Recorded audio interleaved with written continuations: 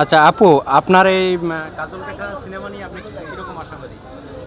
দর্শকদের রিভিউ কেমন? অলরেডি তো রিলিজ হয়ে গিয়েছে, প্রচুর ভালোবাসা পাচ্ছি প্রথম দিনেই, যতটুকু যা দেখছি ম্যাক্সিমাম জায়গায় টিকিট সোল্ড আউট। তো খুবই ভালো লাগছে যে ঈদ প্রথম দিন, তারপর যে মানুষ সময় করে এসে হলমুখী হচ্ছে, আমাদের কাজল লেখা দেখছে, খুব ভালো লাগছে। আচ্ছা, আজকে তো আপনার নিজের ছবি নিজে দেখলেন, এরপরে আপনি কোন ছবিটা দেখতে চান?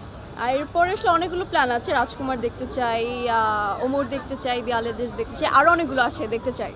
আচ্ছা, আপনার পছন্দের একজন হিরোর নাম বলবেন, বাংলাদেশের একজন হিরোর নাম। সবাইকে পছন্দ হবে, একজনের নাম বলবেন। একজন না, সবাইকে ভালো লাগে, এটা তো কেমন একটা প্রশ্ন উত্তর হয়ে গেল। সবাইকে।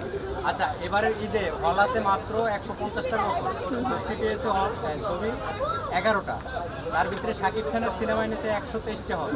এই যে এতগুলো সিনেমা প্রযোজকরা মুক্তি দিল ঈদের ভিতরে, সারা বছরে ছবি পাওয়া যাচ্ছে না, আপনি এটা নিয়ে কি মনে করেন? আমার এটা নিয়ে কিছু বলার নেই, এটা একদমই প্রোডাকশন হাউস প্রযোজকদের ব্যাপার।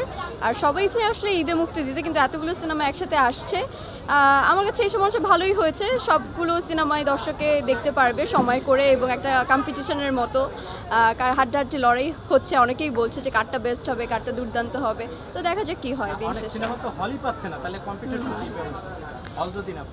দেখুন, এটা আসলে আমি তো বলার কেউ না, এটা একদমই যারা প্রডিউসার তাদেরই আসলে সব কিছু জেনে বুঝেই তারা হচ্ছে রিলিজ করে। তো তারা তো জানতোই আগে থেকে যে এতগুলো সিনেমা আসছে, তারপর রিলিজ করেছে, হয়তো তাদের মাথায় কোনো কিছু ছিল চিন্তা ভাবনা, তো এখানে আমার তো কিছু বলার নেই আসলে। তারপর আপনার লিপস্টিকের যে নায়ক, 2 দিন আগে সে ফেসবুক শাহরিয়ার নাজিম জয়ের পেজে এসে কান্নাকাটি করছে, হল পায় না এই নিশ্চয়ই এই ব্যাপারটাও আপনি জানেন? আমি একদমই অবগত নই আসলে, আমি দেখিনি। এটা জানেন না।